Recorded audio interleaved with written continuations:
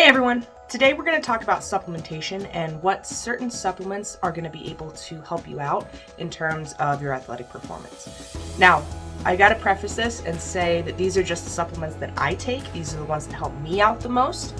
So that's what I'm going to be speaking on in terms of what has worked for me, the supplements that I take. Those are the ones that I can speak to the most because I have more personal experience with them. So let's kick things off by talking about creatine. Now, creatine is probably one of the most popular supplements because it is the most researched. It has the most evidence to back it up, and it is pretty popular. It's considered, a really safe, really effective supplement to help increase your athletic performance, increase muscle mass, and increase your recovery as well. So, how does creatine work? Well, put simply, without getting into too much of the science of it, creatine increases the amount of phosphocreatine in your body, and your body uses that to create ATP. Now, ATP is the main source of energy for muscle contractions. And so when you supplement with creatine, it can increase the muscle's strength, power, endurance, and recovery from high intensity exercise because it increases the phosphocreatine in your system. Now, creatine is something that is naturally found in animal products, but you need to eat a lot of animal products in order to get the recommended dose in order to benefit from those effects, which is why creatine is considered a supplement, because it's not something that you would be able to get enough of in your regular diet. The cool thing about creatine is that, like I said, it's got a ton of research backing it. And one of the cool things now is even newer studies that are showing that it might have a potential to increase neurological and cognitive benefits as well by improving memory and even reducing cognitive decline as you get older. So that's pretty cool. Now, the way that I've taken creatine is just in a powder form. Take about 5 grams a day in just some water or whatever pre-workout concoction I'm building for the day. And I found that it helps me feel better about my workouts. It helps me recover a little bit more quickly. I don't feel as sore the days after I've taken my creatine. And so it's one of those things that I have seen a lot of benefit from because of the ability for it. What we're going to talk about is pre-workout. Now, pre-workout, I'm pretty sure that most people have heard of in some capacity because it's a pretty popular supplement. Almost every fitness influencer out there is either sponsored by a company that has a pre-workout or has their own pre-workout. But basically, a pre-workout, if you don't know, is something that helps enhance your performance by stimulating energy, focus, and even blood flow to certain muscles. Now, there's 2 different kinds of pre-workout that you'll see. You'll have pre-workout that has stimulus in it and a pre-workout that does not. Typically, the ones that don't have a stimulus are just called a pump blend. Basically, that means they don't have caffeine in them, which would help with stimulating a lot of the energy factor. And it's nice to have those options because sometimes you don't need a ton of caffeine in order to get a good workout in, especially if you're working out in the evening and you don't want all that caffeine in your system right before you go to bed. Speaking of pre-workouts that have stims in them, it's a blend of ingredients like caffeine, beta-alanine, and other compounds that can stimulate nitric oxide production. And these ingredients are what are helping with your energy, with your focus, and even with the muscle pumps that you feel when you're training.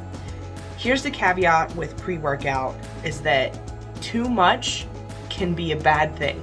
You can get overstimulated, and this can lead to things like jitters, having a really rapid heartbeat, maybe even nausea, poor sleep, and at the worst, it can cause anxiety to the point where, people have potentially experienced panic attacks just because you're so overloaded with all of this stimulus.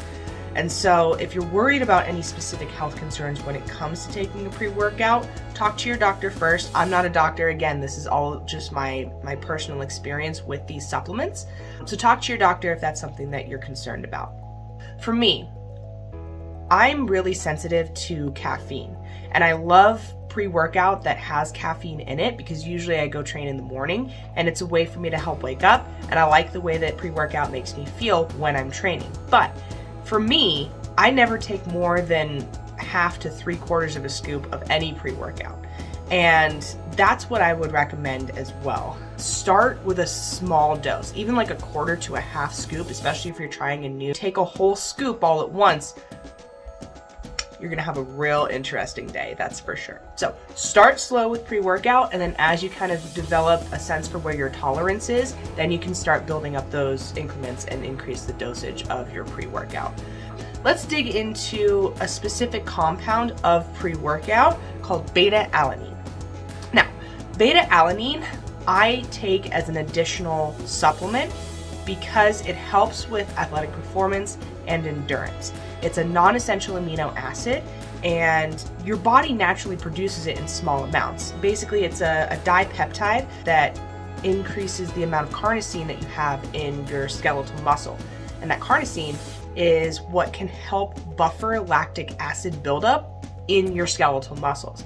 And by extension, that buffer of the lactic acid buildup can delay fatigue. It'll delay the fatigue that you feel in your muscles while you're training. And when I know that I'm gonna have a really hard day of training, whether that's with lifting really heavy or just a really intense cardio session, I will supplement my pre-workout with more beta-alanine because I like the way that it makes me feel. It can often cause like a tingling or an itchy feeling in your skin. Some people don't like that, and that's okay. But I really enjoy the feeling that beta-alanine gives me when I'm training. It's like a set of spurs, right? If you ride horses, you've got spurs that kind of kick them into another gear, and it kind of pricks them in the side a little bit. Not enough to hurt them, but enough to like get their attention and get them moving. Beta-alanine does the same thing for me. It gets my attention. The tingly feelings in it makes me feel like a racehorse, and I'm just ready to go and I'm ready to crush it. Here's the thing about beta-alanine that I've noticed. When my training sessions aren't as intense, maybe I'm, not lifting as seriously, or maybe I'm just taking kind of a recovery day to work on more mobility and flexibility type movements, I don't notice beta-alanine having as much of an effect. I feel beta-alanine the most when my heart is really pumping, when I have my heart rate at a pretty elevated place. And that's what helps me dig through and get to those deeper levels of performance, because I'm able to push doing as much heavy or hard or intense, and I'm focusing more on recovery, mobility, those type of things. I don't feel it as much. So you can take anywhere from like 2 to 5 grams of beta-alanine, but I would save it for the days when you know that you're going to be training really hard. When you've got a lot on your plate, whether that's in terms of cardiovascular fitness, whether that's in terms of strength or endurance training, that's where I would put this in as a supplement. I wouldn't just continue to pump it through every day, because you're probably not going to see as many effects from it.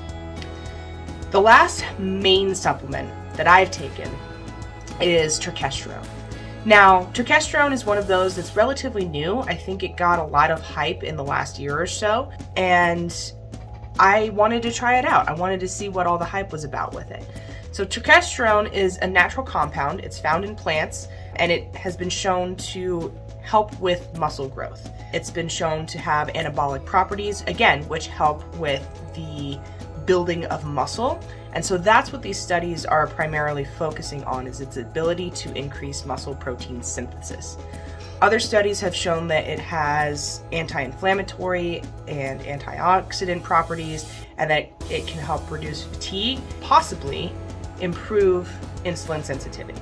Now, because it's a relatively new supplement, because it's something that hasn't been studied and researched as much, it's something that is still kind of up for debate as to whether it's effective, whether it's safe. But for me, when I've taken it, I haven't noticed any negative side effects. It's all been really positive. Primarily, I noticed it mostly in my strength gains. There were days when I would go into the gym and I would have set that was a previous PR, and I would blow through it like it was easy weight, lightweight. And so that was a really cool moment for me, because I realized that there was something to it. And you can call it placebo or you can call it actual science, but either way, when you have something that helps you improve your strength by 5-10 pounds, or even like a couple extra reps on your set, that to me is huge. And it really just made me feel powerful. It made me feel strong. It made me feel longer term effects of turkesterone would be.